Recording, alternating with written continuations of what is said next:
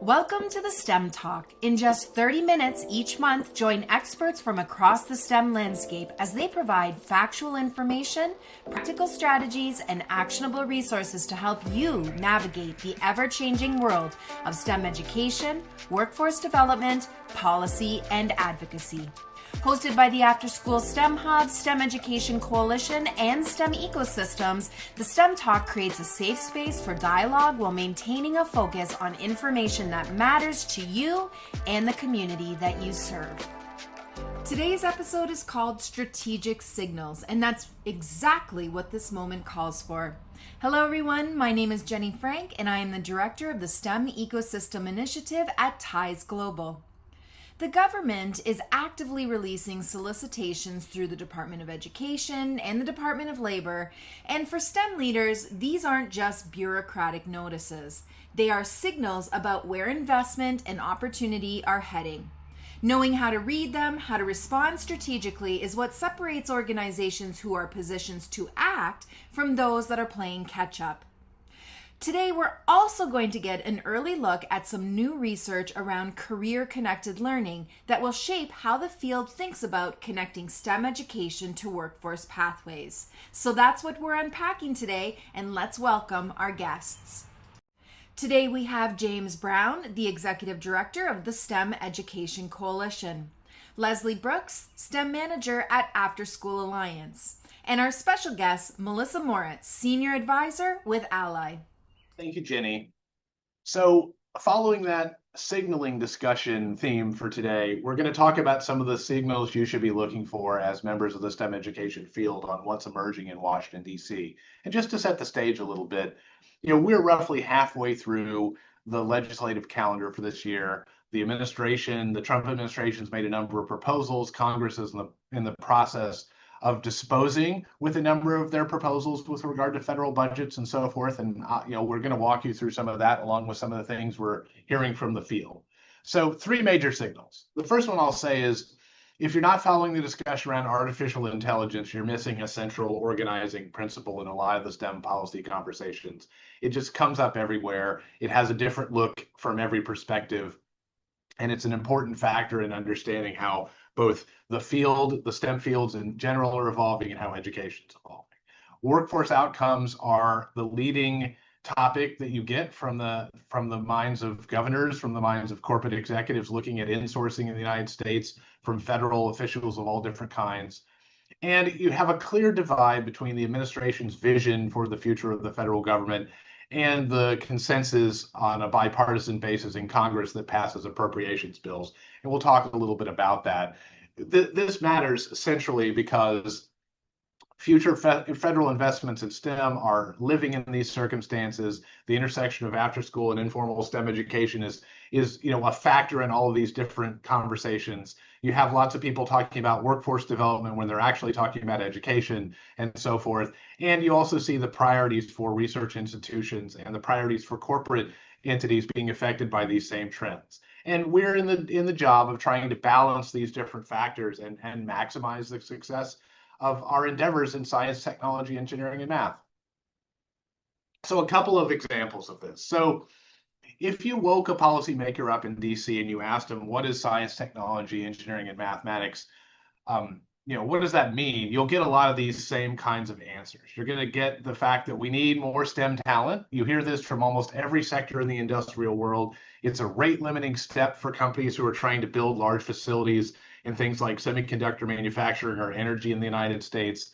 You definitely get the signal that artificial intelligence is transforming the economy. People, have these outlandish views of artificial intelligence that, is it going to take away all the jobs? Is it going to make everybody rich, et cetera, et cetera? The reality is it's transforming all sorts of things just below the radar screen in ways that have, day-to-day effects on us, not just the sort of science fiction outcomes that people, I think, focus a lot of the public attention on.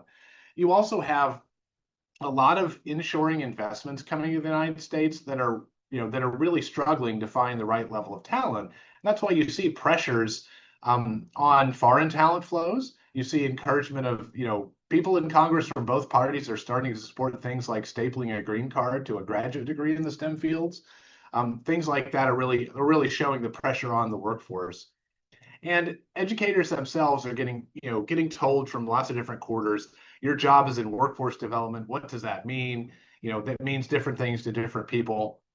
And one of the other universal consensus items is we probably need to be shaping public policy to make it easier for industry to play a larger role in funding talent development, funding educational activities, and doing things that are closer to where they have their footprint. So the second signal here, if you follow the Trump administration, you know that they have a very different vision than prior administrations on any of these questions. They're for a smaller federal footprint. They propose reducing discretionary spending across the board, essentially outside of the defense establishment.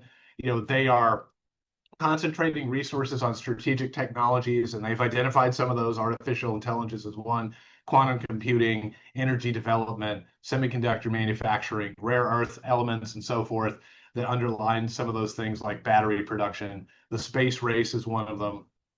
There's this emphasis on national competitiveness and on economic return. In other words, what are we getting for federal investments? That's what you'll hear over and over and over again from the people who, at the White House and in the Office of Management Budget, others that are trying to set priorities for the federal government, talk about return on investment everywhere. And they definitely see the need to link educational investments with workforce outcomes. We've talked about some of those areas. Every grant program you see from the federal government is going to have some weighting towards these kind of priority areas. If you live in the Department of Energy National Lab space, that they prioritize artificial intelligence with something called Project Genesis. That's an example of a shift of maybe 10 or 15% of the resources in the national lab system to artificial intelligence related endeavors. You see it in other areas at the NSF and the National Institute of Standards and Technology. One of the questions you'll get asked if you talk to a program officer now is, how do you line up your priorities to some of the things the administration has proposed? They're really trying to put their finger on the priorities of individual agencies that are making federal grants along these lines. So thankfully, our federal government is not ruled by one branch. And so you have the courts, you also have the Congress weighing in so that regardless of how elections go, you have a lot of different perspectives coming to bear. And Congress is really divided right now. I mean, in fact, there's only a bare majority in the Senate on the Republican side and a smaller one in the House. And we're cruising into a midterm election where those things may change, but they probably won't change that much. Even if the Democrats win the midterm elections, they're not likely to have a larger majority than the Republicans do now, which means you're going to see a lot of the consensus on the Hill maintain itself in appropriations bills. And last year they demonstrated this. They preserved research budgets across the board. There might have been some small cuts at agencies like the NSF in the congressional appropriations process, but they maintained the STEM directorate. They maintained the focus on broadening participation in the STEM fields and multiple different pathways into STEM, and in learning in all different environments. There were some proposals to narrow things in the after school and informal space that did not succeed. And where we go forward with this is Congress is also giving those same signals about STEM and workforce and career and technical education and sort of the return on investment arguments. And I think you're going to see Congress become a little more focused on the workforce development components and things that can lead to shorter term job creation, and overwhelmingly on prioritizing investments in artificial intelligence across the different platforms. But what you're not going to see is Congress go along with large reductions in the overall domestic spending at the Department of Education or the science agencies or the like. And a couple of different case studies here. So this is a little bit of a compare and contrast. So for the National Science Foundation, the administration proposed more than a 50% cut. You can see some of the details of that here. About 2 weeks ago, the House Appropriations Subcommittee for NSF, the Commerce, Justice, Science Subcommittee, marked up a bill, and this is Republican controlled House, where they included $7 billion instead of the $4 billion. Now that's a reduction in NSF funding, but it's also a rejection of the administration's sharper cuts. And it basically parallels what the House did last year. And next up, we'll see what the Senate does, and the Senate is likely to provide close to the same funding level. So again, you see this balancing act where the administration has one set of priorities. Maybe they get about the same amount of money, But the meat in the middle is adjusting the agency's priorities along the lines of the administration, but keeping the total funding level pretty close to the same. And we're seeing an example in real time today of what's happening with the Department of Education. So the administration again proposed drawing back a number of federal funding streams, consolidating programs with the Department of Labor and Health and Human Services and others. You actually have a bill that came out this morning, about 2 hours ago, from the House Appropriations Committee that largely rejected all these cuts. It proposed about a 10% decrease in funding for the Department of Ed instead of about a 30% decrease. And that doesn't sound like great news, but that's a lot better than the House has done in prior budgets from other administrations that have proposed sort of similar cuts to individual programs. And we've still got to digest the bill, but this is another example of Congress kind of moderating a really strong view from the administration on priorities. And while you may see things that will look like, more emphasis on career and technical education and career connected learning, you're also going to see similar amounts of continuing funding. And, others on this call track things like the Institute for Education Sciences, which has its own issues. But the broader perspective here is that it really does matter when groups like ours and others make sure they share the inputs that we've been talking about with their members of Congress so they're informed about the decisions they're making going forward. So a couple of takeaways for this. You've heard me talk numerous times about workforce development and what does that mean, and how do we factor the needs on talent that are really being stretched. It's something that I think all of us have to figure out how to factor into our roles in the education universe. Some people are not going to want to embrace this at all, and others are going to get really, really curious and really creative about how they advertise the economic impact of what they're doing. Those are some of the themes that are resonating with the priorities coming out of Washington, D.C. All of us can get smarter in artificial intelligence. It's definitely an area where I think policymaker understanding is lagging what the field has in many different ways. And I think, to the extent that we can all do a better job of sharing how we're using that and sharing those implications with policymakers, bad or good, I think that's a really smart thing. And then the third theme I would take out of this is if you're not talking to industry as somebody in education about sponsorships or support for things or their needs, I think it's something you should really, think about doing systematically, because the business community is going to see larger investments in all of the things that underline talent development in the United States in the future. It's just the necessity of what's happening with the inshoring of massive amounts of construction of manufacturing in the United States. It's happening around things like data centers that are so large they're running into opposition in lots of different places. But the companies are definitely looking for opportunities to support talent in their local communities. So what I'd say in passing here is it's not just about funding within the STEM space. I think there's a lot of consternation about funding, but the Congress has shown that there's a bipartisan consensus around not reducing the funding along the lines the administration has had. However, you can see those priorities shifting, and that's sort of what we want in American democracy, is the priorities to shift based upon the needs of the times, and how we do that is up to us engaging in that process. And I think, we have to think about the term STEM as being an intersection of all these different features. The traditional STEM learning and excellence in math and science and things that happen in classrooms interwoven with, concepts of careers and opportunities to learn about the world outside the classroom, and what roles are in industry and what roles are in jobs, and where all this fits into how we compete and how our economy works. All right. Well, we are here to welcome Melissa to talk to us a little bit today. Thank you for joining us and giving us a sneak peek at an upcoming report. Happy to. Hi, everybody. Melissa Moritz. It's great to be back with you. I'm a senior advisor for the Alliance for Learning Innovation. I also support the STEM Next Opportunity Fund, and I'm thrilled to be on the line with so many familiar names and chat little buttons. It is great to see you all today. I wanted to underscore, so I think James gave a great overview of some of the signals and where the importance, at least from the federal standpoint, where we see pretty significant bipartisan overlap and attention, especially related to workforce, career-connected learning, and artificial intelligence. Those are pretty consistent with what we're observing as well. For those of you who aren't familiar with the Alliance for Learning Innovation, we are a bipartisan policy and advocacy coalition that focuses on education, research, and development. I saw some concerns in the chat about the sort of overall research and development funds, particularly at NSF, IES, and other places. Those are places we actively track. One of the ongoing challenges that we know we have in the education, research, and development community is making sure that it is not just like a wonky term that most people don't like really understand what it is or means. And so a big focus of the Alliance for Learning Innovation is on connecting education, research, and development very explicitly to some of these federal and national priorities.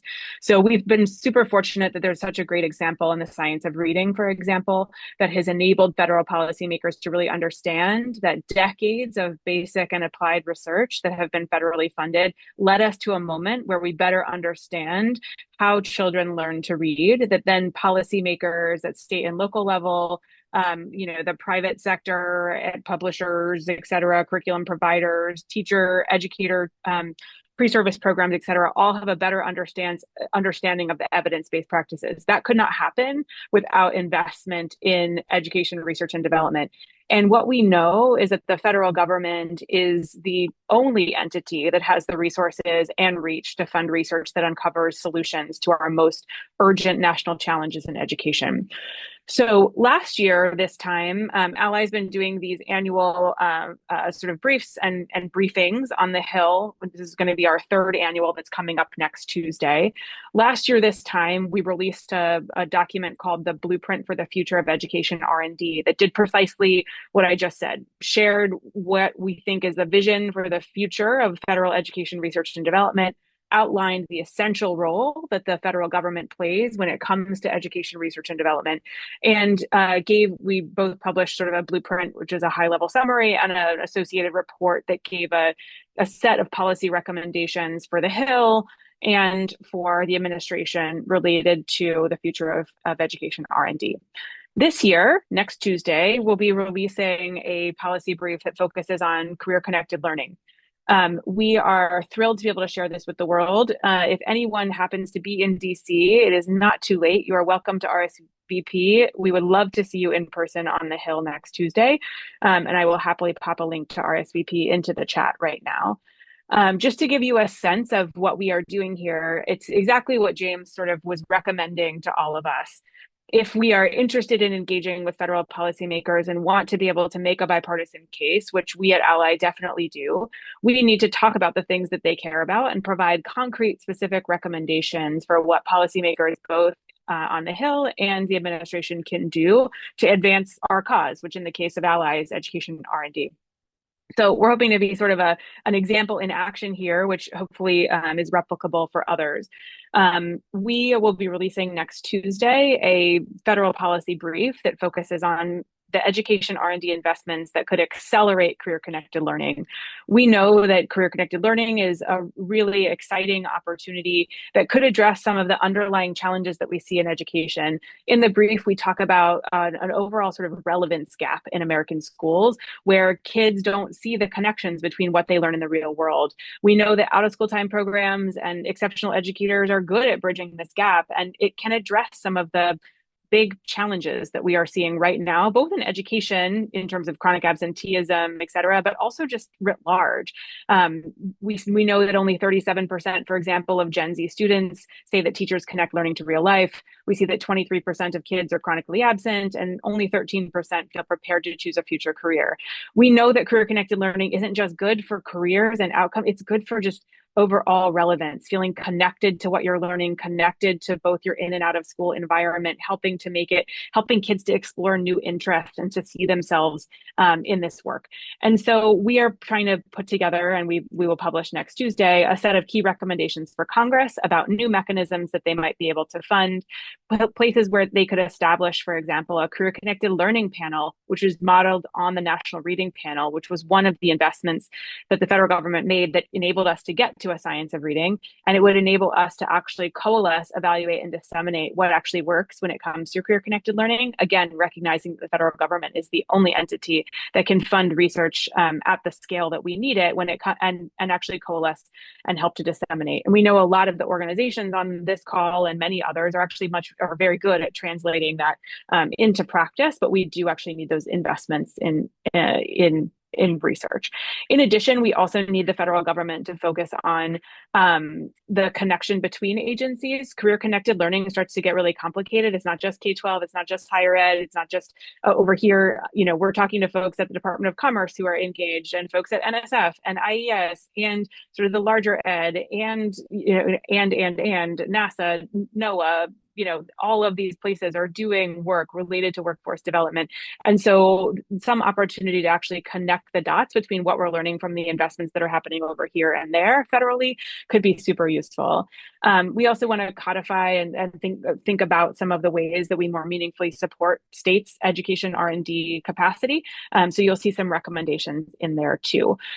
Ultimately, what this comes down to is that our sort of thesis for the brief that you hopefully will see and share next week, and we'd love your feedback. We always love feedback. It helps to inform our next conversations and where we go from here. But ultimately, the federal government should treat career-connected learning as a national R&D priority. We should build the infrastructure, data systems, and the cross-agency alignment that's needed to scale what works and close the gap between school learning and what comes next for kids, so that everyone has what they need to thrive both in work and life. So we hope that you can join us next Tuesday for this brief. If you happen to be in DC, we'd love to see you in real life. If not, make sure to follow me or Ally on LinkedIn. We'll be releasing the brief on Tuesday. We welcome your thoughts and feedback, welcome you to take that and share what you like, and also additions with others. We'll be back doing, we probably won't be doing a congressional briefing again, but our next policy brief will be focused on AI, to talk about the underlying R&D infrastructure that is needed to support AI, or in this age of AI. So if you have thoughts there, you can always feel free to reach out to me directly. Happy to pop my email into the chat so you have it, and you can find me on LinkedIn or lots of other places too. So thanks so much for the opportunity. Really excited to hear what you think about the brief next week, and looking forward to staying in close touch. Back to you. Yeah, thanks so much, Melissa. And you all can also find her in the STEM advocacy platform. If you haven't already joined, you can connect with her there as well. Yes, so thanks so much, James and Melissa, for all those wonderful updates. We also have a tool or a new resource that we want to share with you all. We have put together a research article database focused on after-school STEM research for over the past 6 years. This is something that will be continuously updated as we learn about new research articles that we need to add to it. So if you want to email us, if you know great research that we don't have this in this database that was published within the past 6 years, let us know. We'll add it in. The database has links to the articles, the abstract, and the references for the articles, and then a little brief. It's organized by theme, and then little summaries for each article as well, or article theme as well. And so we're hoping that this can be helpful for you for funding proposals, or if you're trying to make the case for after school STEM for different various audiences. So just if there's other ways it can be helpful, just let us know and we'll try to adapt it to that. Finally, we want to get feedback from you. We've been doing the STEM Talks for a little over a year now, and thank you so much for those who are on at the top of the call and responded to the poll that Jenny shared. We also have a fuller survey for you with more questions. It's very short though, probably take about 5 minutes of your time, but we want to hear from you to see how we're doing, see how we can improve, see what additional information and insights you and your colleagues need to be supported in your work. And then if there's any other advocacy, coaching, or support that you want to have over the next year. So please fill out the survey. It was shared in the chat. And we'll also share it out via email after the STEM Talk as well. And then finally, before we try to answer a couple of questions, reach out to Congress. The STEM Education Coalition and James have put together an easy way for you to just click a button. If you want, you can tailor the message and it'll go directly to your representatives in Congress in both the House and the Senate to make sure that they know that they need to continue funding all the different STEM education programs and think of new ways to fund even more. And then once you reach out to Congress, share this link with your networks as well so that we get a lot more messages sent so that they know that there are advocates out there. We heard at the beginning of this year that, even though they supported funding for fiscal year 2026, if they stop hearing from people, they're gonna find other places to put that money. So, okay. And with that, Jenny, have there been any questions came in live? All right, go ahead. I've got two questions. One is from Victor in the Q&A. He says, panelists, any thoughts on synthesizing STEM ecosystems and CTE apprenticeship ecosystems?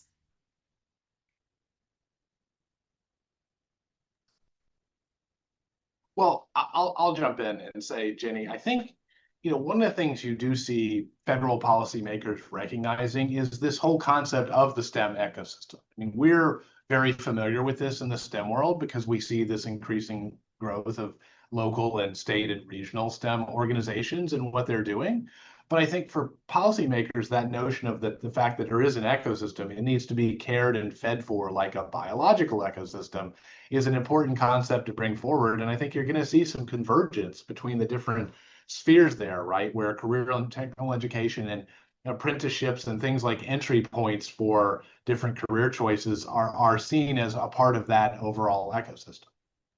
I would also, go ahead, Jenny. Yeah, go ahead, Melissa. I was going to say, I completely agree and would just add a couple of things. One, I think we should think about as James mentioned, there are not a whole lot of direct resources available for intermediary organizations that help to bridge and connect between all of the various players. And as we know in career connected learning, workforce development, et cetera, those connections are really critical. The strength of partnerships, the ability to have really strong handoffs and actual relationships with employers, et cetera. And so that is an opportunity for a federal policy ask around whether it's new programs or dedicated funding or carve-outs here or there that focus on some of the intermediaries that are necessary. We at Ally tend to focus on some of the research investments that are necessary to better understand what works, what makes a high quality partnership, high quality intermediary, what eventually leads to outcomes, et cetera. But I think that's just sort of naming that I think that's an area for communal advocacy and storytelling that, if we all had a sort of a clear, crisp ask about what we want out of NSF or ed when it comes down to intermediaries, I think that would be great. I'm just going to always add in my 2 cents about STEM ecosystems and the importance of not just funding programs, but funding people. And I think that a lot of these workforce initiatives that you're starting to see, and now you're starting to see them implemented. For example, we're starting to see a lot of states considering work-based learning credit hours as pathways to graduation. And that sounds fantastic. What an excellent way to ensure that young people get authentic, integrated experiences. However, just like you said, Melissa, the intermediaries, the connections between schools and workforce, not national workforce, but workforce in your local regional communities, identifying who those business and industry partners are, mobilizing them, coming up with a really strong relationship where you are providing and creating that trust relationship to have a continued experience, not just in 1 year, but over the years, to me seems like an excellent opportunity for STEM ecosystem work. But again, you need funding to be able to operationalize that. And that's the people who are acting as those intermediaries, getting people to the table, identifying partners, helping people to build their capacity about what those experiences could look like, and creating scalable, so that every community has access to them. That's definitely something we're focused on right now. Claire also had something in here. I'm sorry, now we got a whole bunch of questions in here, but she had a question earlier about, will the guidance for career connected learning span from K-12 through the community college level? I hope so. Panelists, do you have anything to say about that?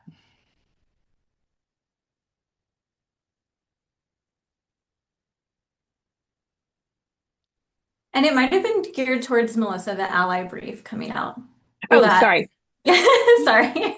My bad. Can you repeat the last part? Absolutely. Yeah. It was really Go ahead, talking Jen. about the importance of community, that career connected learning is not just a PK-12 initiative, but that a Totally. PK-20 initiative. Yeah, absolutely. So Ally is focused on K-12, and we recognize that it can't be solely focused. So in the brief, we try to tend to both, or not both. We try to make the case for breaking down some of those silos and figuring out ways to bring agencies and programs much more intentionally together, recognizing the continuum of support that kids might need. Hopefully that answers the question. Absolutely. And Claire just had a second part where I think she was talking in reference to what James and I were talking about with dual enrollment. And I think that's something else that is really super important, is that CTE is not the only opportunity to connect young people with authentic or career focused or specialized skills, right? We've got dual enrollment, we have advanced placement. There are so many more. James, I feel like you've got something to add there.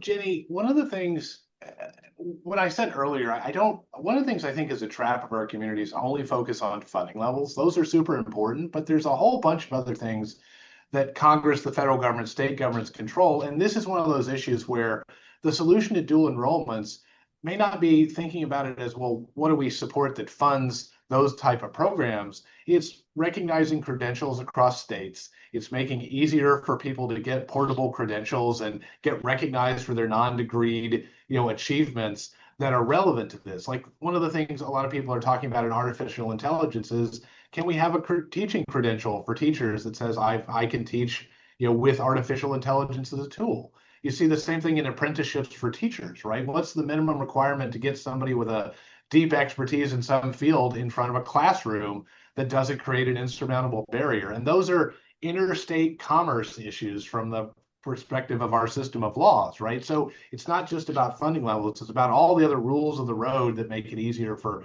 talent to, gain access to the people who need it. And I would even add, James, I know this is one of your big pieces, but even the teacher pipeline, right? The teacher certification and the road to accreditation so that they can teach dual enrollment and other specialized courses is all part of that conversation to kind of remove those friction points and barriers to allow these things to happen. So I think with that, Leslie, we are at time. I always want to thank our panelists for coming together and helping us to read the signals and translating them into action. And remember, as Leslie said, and our whole team continues to say, the advocacy window is open right now. Please share what you learned with a colleague who needs to hear it, and be sure to join us on our next episode on July 2nd. Until then, we hope that you keep on championing STEM in your communities, and I hope you have a wonderful day. Thank you for joining us for this insightful discussion on the policy landscape affecting STEM education and workforce development. We hope you've gained valuable perspectives and actionable strategies from our conversations. We'll continue this important dialogue with critical insights about top STEM priorities and more guidance on navigating the current advocacy landscape. To learn more about the work of STEM Education Coalition, After School STEM Hub, and STEM ecosystems, please visit our websites. Until next time, keep advocating for a strong STEM education and workforce nationwide.